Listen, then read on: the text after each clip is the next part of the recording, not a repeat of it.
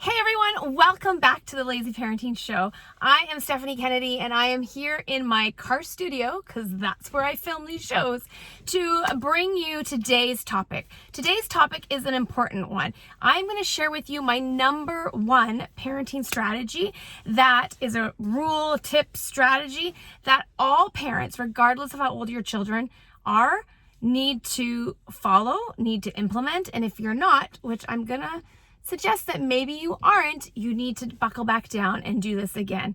It's a tip that was shared with me long before I had kids, long before I knew anything about parenting, and it stuck with me.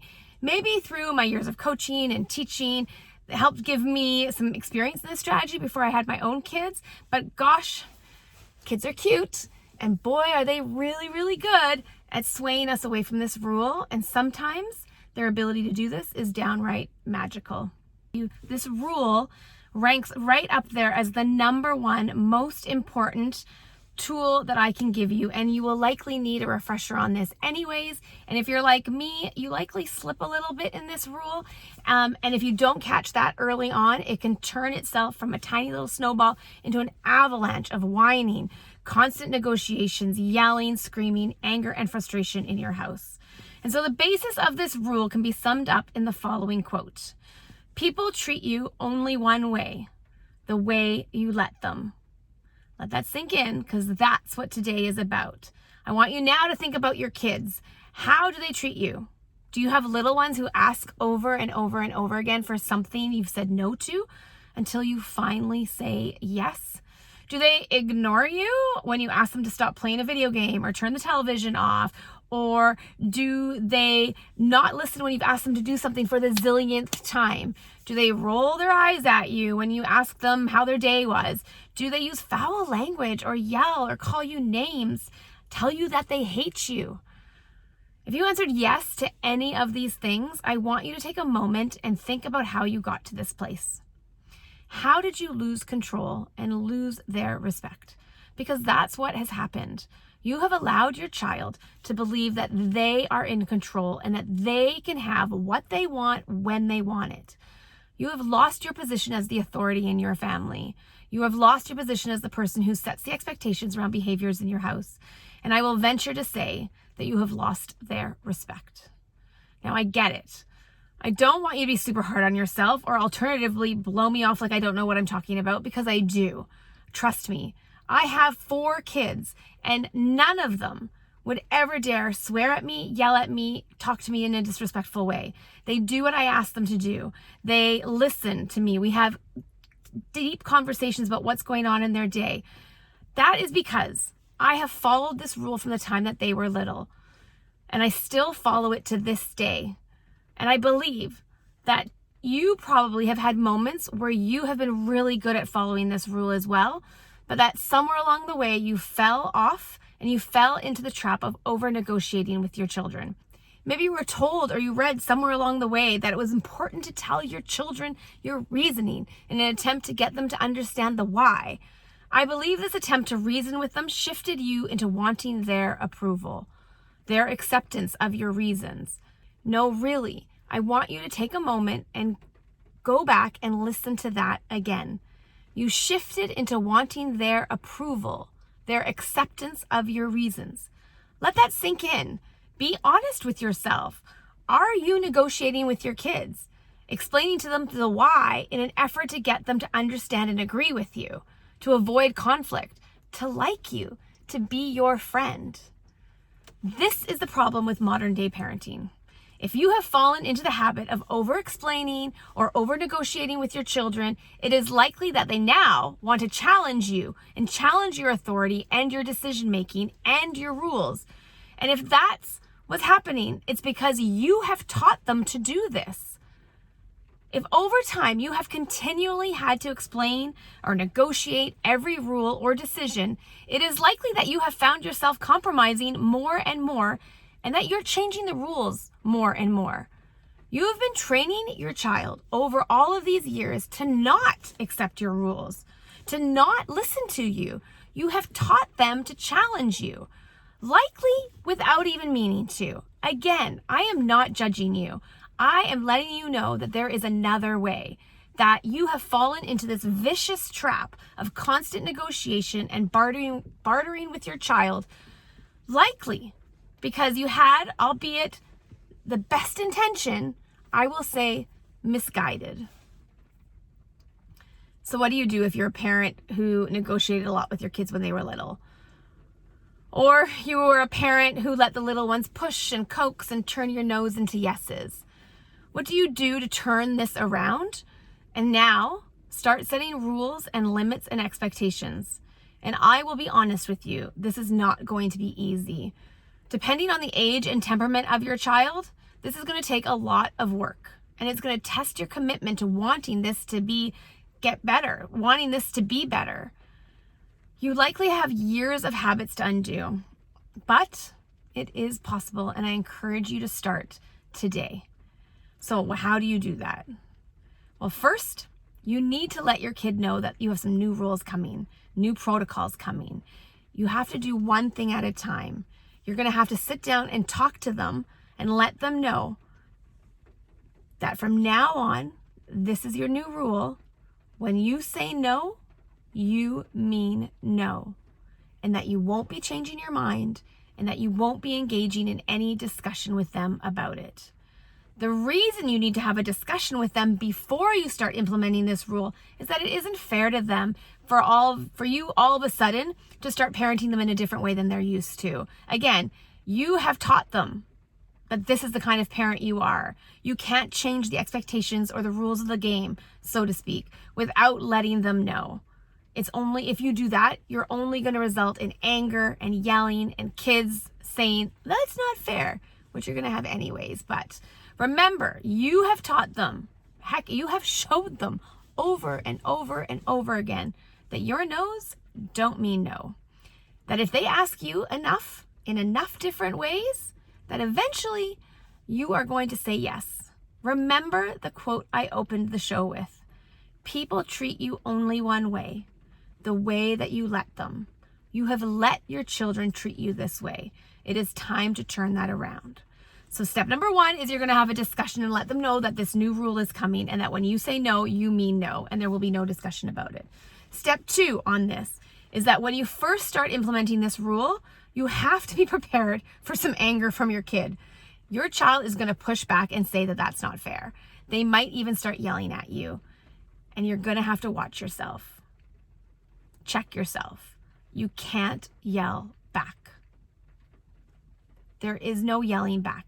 If you yell back, you end up on the same level as them, and you're playing their game. You're being pulled into their web.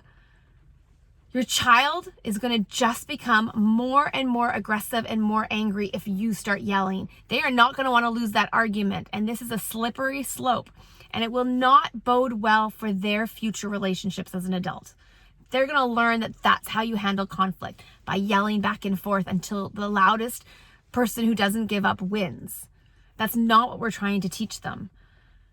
So, what do you say when they push back? So what you're going to say to them is simply this.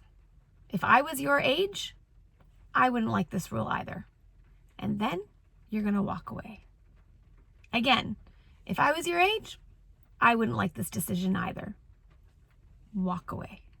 That's step 2. Step number 3, you have to reestablish yourself as the authority, as the parent in the family.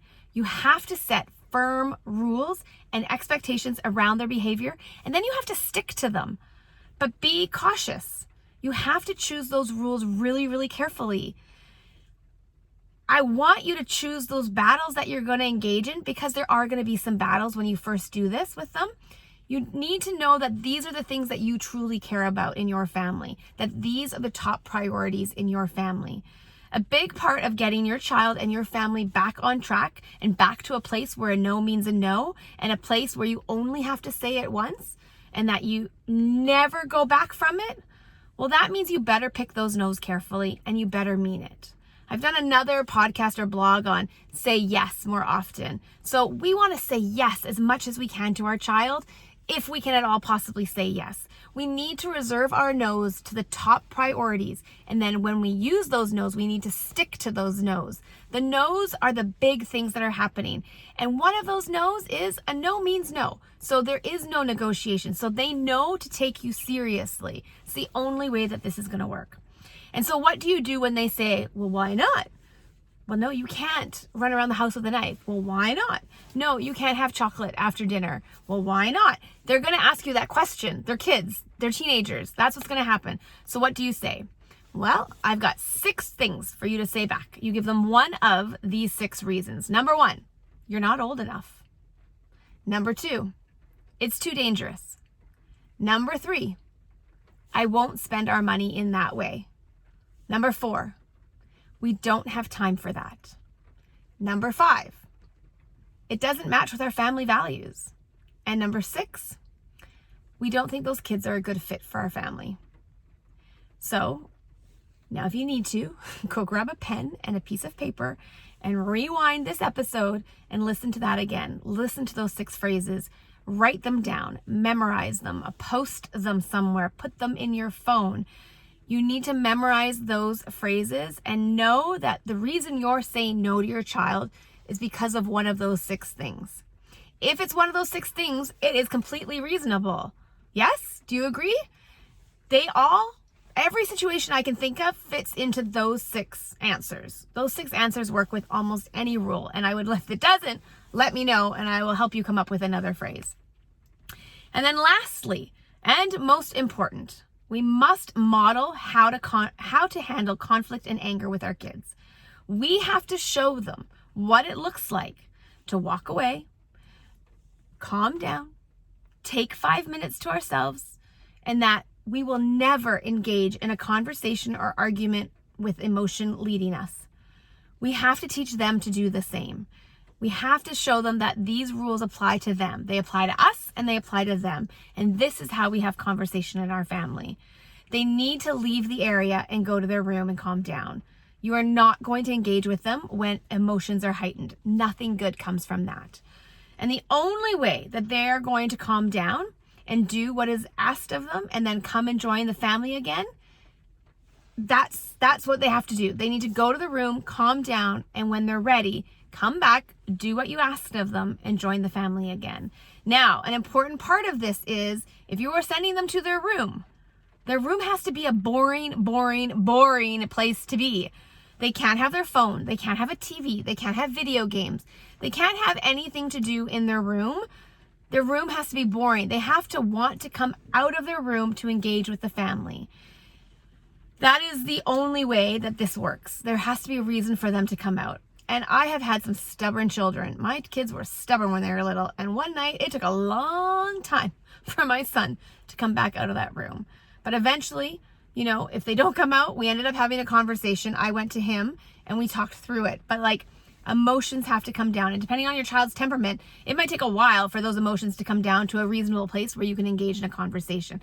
Remember that we never ever want to talk or engage in a conversation when there is anger or heightened emotions. Nothing good comes of that. We have to, if we're setting rules, that's why when I talk about in the very first step or the second step, talking about the rule with your child, you do that when things are good, when you're going for a walk or you're having a good time at the house. You talk about the rule when everybody's calm and happy. Now, the other thing about this is I don't want you to harp on past mistakes. So when they come out and they do what was asked, you thank them and you move on and you leave it behind. You focus on the positive behaviors that you are trying to reinforce, not the negative ones. Hear that again. We as parents, we want to focus on the positive behaviors that we want to see more of. I call it catch them being good. We don't want to focus on the negative behaviors. We do not want to fill their attention bucket. I talk about buckets that kids have. They have a bucket of attention that they need filled, and they have a bucket of control that they need filled. That attention bucket needs to be filled by us catching them doing the good things. Otherwise, they're going to do the bad things to get our attention. And that is what we don't want to happen. We don't want to reinforce the negative behavior. So try not to focus or harp on the bad stuff. Thank them and move on, and then don't talk about it again. Don't ever bring up the bad stuff in the future. I mean, maybe when they're 20 years and they're getting married and you want to talk about, haha, remember that time? Like I do with my son when he crawled under the kitchen table and stayed there and refused to clean up and then stayed in his room for hours. Like we laugh about that now that he's 14 and it happened when he was, I think, 3. So that's a long enough time for the wounds to heal, but do not be bringing it up anytime around when it actually happened.